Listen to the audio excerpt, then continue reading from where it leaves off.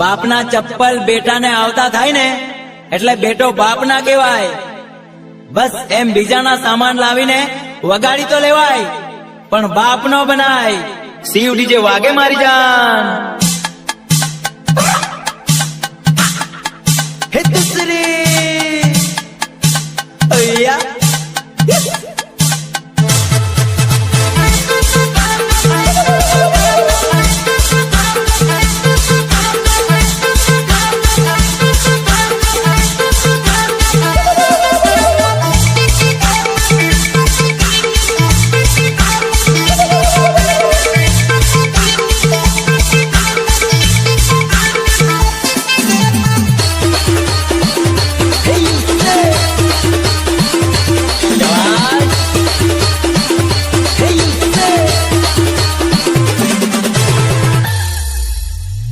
આજે કોનું કોનું સામાન લઈને આવ્યો છે?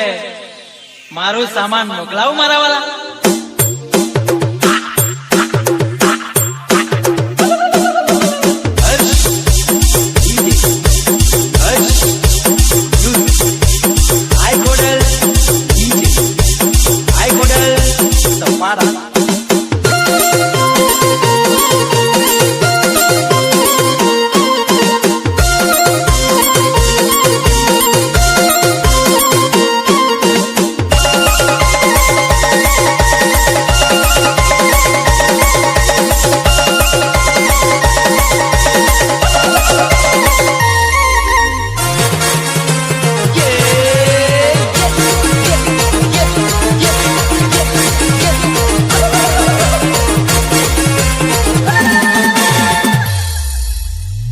આજે કોનું કોનું સામાન લઈને આવ્યો છે? મારું સામાન મોકલાવું મારા વાલા.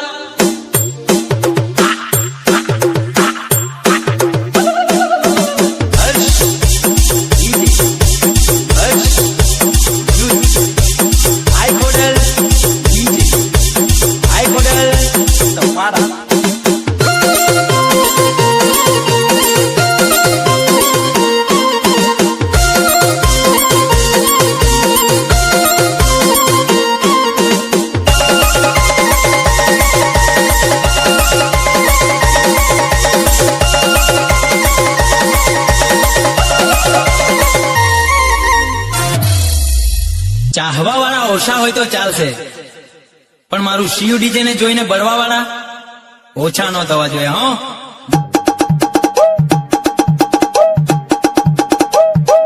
ક્યા વાત.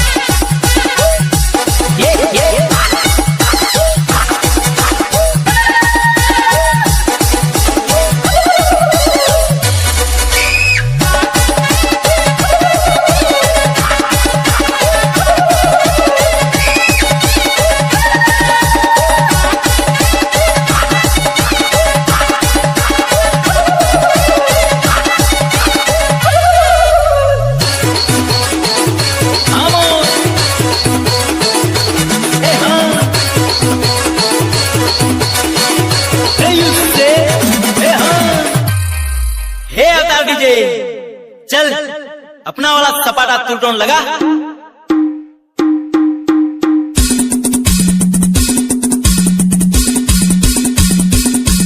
अली कारी नाचवानी के जोवानी जो जो 10 बोतले में केवा तारा कावड़े नाची लेजे कोई तुमा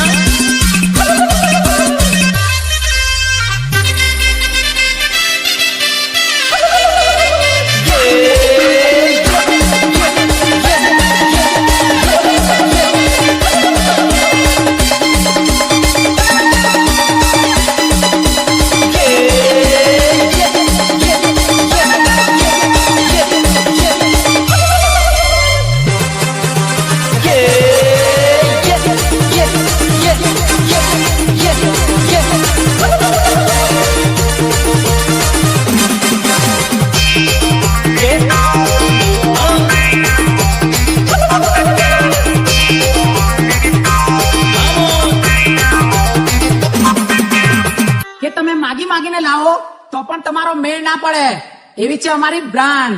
એટલે જ તો પબ્લિક ક્યાં છે? સરકાર સામાન બોલે મારી જાન. સરકાર સાવન વાળા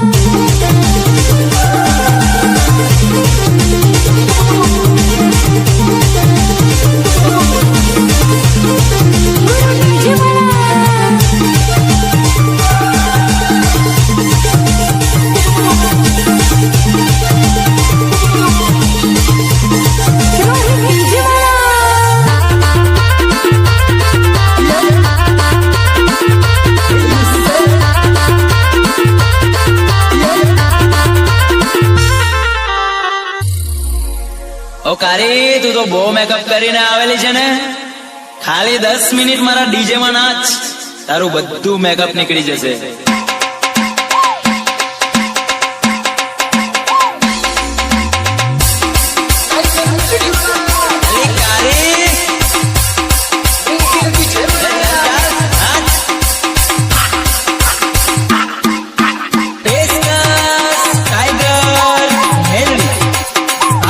tiger Meldi DJ.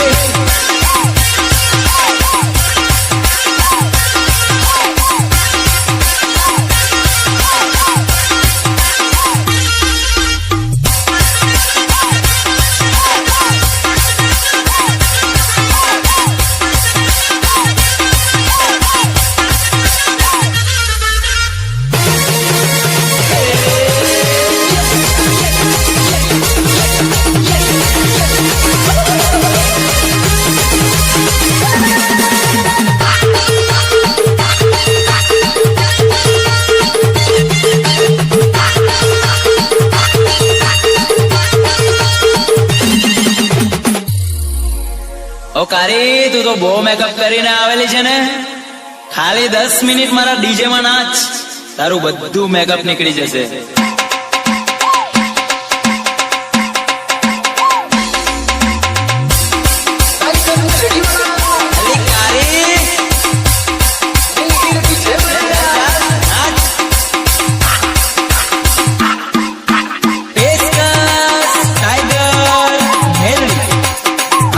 Tiger Meldi DJ.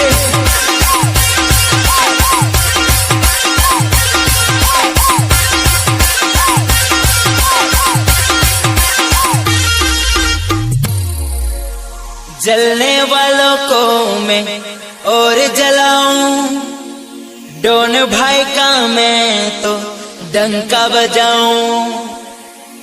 अरे मेरे इशारे पे सबको नचाऊं, टाइगर मेलडी वाला तूर बजाऊं.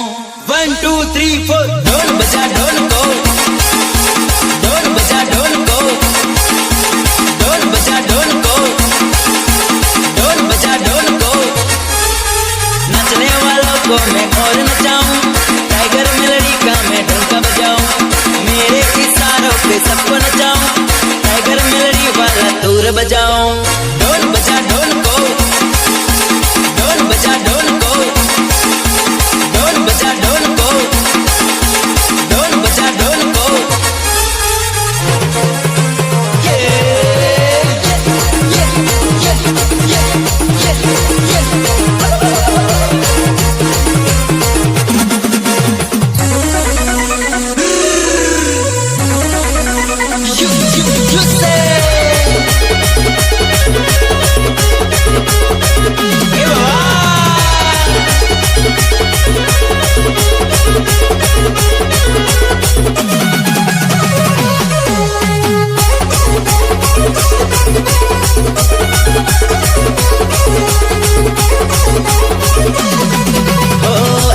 दिन आ गया रे, दुनिया में छा गया रे. ओ ऐसा दिन आ गया रे, दुनिया में छा गया रे. अरे तुझको बताएंगे गोरी रे, सुलुलुलु सुलुलुलु गाना गाया